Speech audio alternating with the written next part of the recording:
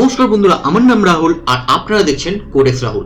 এটা আমাদের CSS Flexbox related second tutorial. আজকে আমরা যেই ফ্লেক্সবক্সের প্রপার্টিসটা নিয়ে আলোচনা করব তার নাম হলো ফ্লেক্স ডাইরেকশন। তো ফ্লেক্স ডাইরেকশনে আমাদের চারটে ভ্যালু আছে, রো রিভার্স, কলম অ্যান্ড কলম রিভার্স। চলুন আমাদের এই চারটে ভ্যালু লাইভ এক্সাম্পল আমরা দেখে নিই। তো চলে আসি আমাদের কোড এডিটরে। তো আমরা আমাদের কোড এডিটরে চলে এসেছি। আমরা এখানে কি করেছি, আমরা এখানে 6খানা ডিভ নিয়েছি। তো 6টা ডিভের আমরা নাম রেখে দিয়েছি 1 2 3 4 5 6। ওকে, অ্যান্ড আমাদের এখানে একটা যা হেডিং দিয়ে রেখেছি। আর আমরা এই কন্টেনারটা যেটা নিয়েছি, আমরা যে ডিভটা নিয়েছি এখানটা আমরা কি করেছি, আমরা একটা ম্যাক্স উইথ দিয়ে রেখেছি আর ওটাকে আমরা অটো করে রেখেছি, ওপর দিক থেকে মার্জিন কিছুটা নামিয়ে রেখেছি। ঠিক আছে, আর বিশেষ কিছু কিন্তু আমরা করিনি। ওকে, এবার আমাদের যে কাজটা করবো, আমরা যে টিউটোরিয়ালটা আমরা ফ্লেক্স ডাইরেকশন নিয়ে পড়বো, তার জন্য আমরা কি করবো, আমাদের যে মেন যে র্যাপারটা আছে ফ্লেক্স বক্স, আমরা কি করলাম, ফার্স্ট আমাদের যে কাজটা হচ্ছে ফ্লেক্স বক্সের মধ্যে আমরা আমাদের ফার্স্ট ইন্ট্রোডাকশন আমরা যেটা শিখেছিলাম, মানে আমাদের যে ফ্লেক্স বক্সে ইউজ করার প্রথম প্রপার্টিসটা হচ্ছে আমাদের দিতে হবে ফ্লেক্স ডিসপ্লে ফ্লেক্স। যেই আমরা দেবো পাশাপাশি আমাদের ডিভগুলো কিন্তু চলে এসেছে, মানে বক্সগুলো আমাদের চলে এসেছে। এইবার আমরা কি করব, আমরা দেবো হচ্ছে ফ্লেক্স। আচ্ছা, তার আগে আমরা একটা কাজ করি, আমরা একটু জাস্ট ইন্টারেস্টিং বানানোর জন্য জিনিসটাকে, আমরা ডিসপ্লে ফ্লেক্স ইউজ করার আগে আমরা এক কাজ করি, আমরা এখানে একটা ব্যাকগ্রাউন্ড কালার ইউজ করি। ওকে, ব্যাকগ্রাউন্ড কালার ইউজ করি জাস্ট একটু ইন্টারেস্টিং, যাতে বুঝতে পারে না এটা কোনো ম্যান্ডেটরি নয় যে কালারটা ইউজ করতেই হবে। আমরা একটা ডার্ক গ্রে কালার ইউজ করি, ডার্ক গ্রে।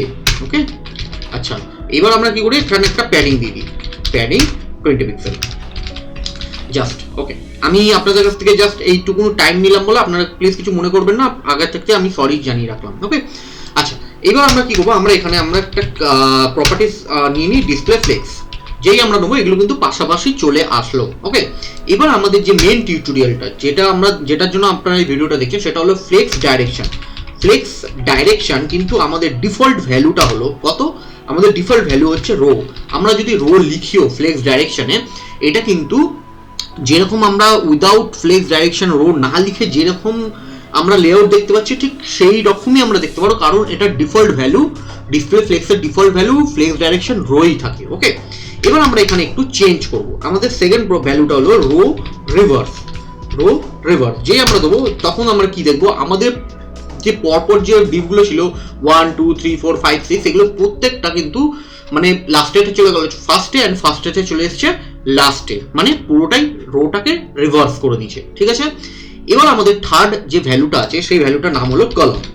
আমরা যখনই কলম ইউজ করবো তখন আমরা কি দেখবো, আমাদের ডিসপ্লে ফ্লেক্স ইউজ না করে আমরা যেরকম এফেক্ট দেখতে পেয়েছিলাম, আমরা কিন্তু কলমে ঠিক সেই রকম দেখতে পারি। কিন্তু আপনারা কিন্তু এটা ভাববেন না যে তার মানে আমরা ডিসপ্লে ফ্লেক্সটাকে ইউজ করবো না ফ্লেক্স ডাইরেকশন কলম ইউজ করার জন্য। ঠিক আছে, অবশ্যই আপনারা ইউজ করবেন, এটা একটা ভ্যালু। ওকে, আচ্ছা, এবার আমরা কি করবো, আমরা কলম রিভার্স করে দিই। যে আমরা কলম রিভার্স করব তখন আমরা কি দেখবো, যে আমরা রো রিভার্সের যেরকম দেখতে পাচ্ছিলাম যে রো রিভার্স হলে লাস্টেরটা ফার্স্টে চলে যাচ্ছে আর ফার্স্টেরটা লাস্টে চলে যাচ্ছে, ঠিক কলমেও আপনার ফার্স্ট ডিপটা চলে আসলো লাস্টে আর লাস্ট ডিপটা চলে গেল ফার্স্টে। এটাই হলো ফ্লেক্স ডাইরেকশন কলম রিভার্সের কাজ। তো আমরা চারটে ভ্যালু নিয়ে আমরা আলোচনা করে ফেলেছি।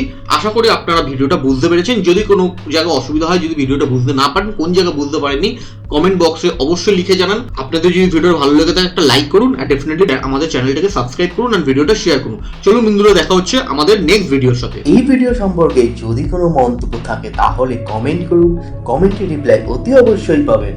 কোডেক্স রাহুলের একজন ইম্পর্টেন্ট মেম্বার, অ্যান্ড আরও ভিডিও পাওয়ার জন্য চ্যানেলটিকে সাবস্ক্রাইব করুন।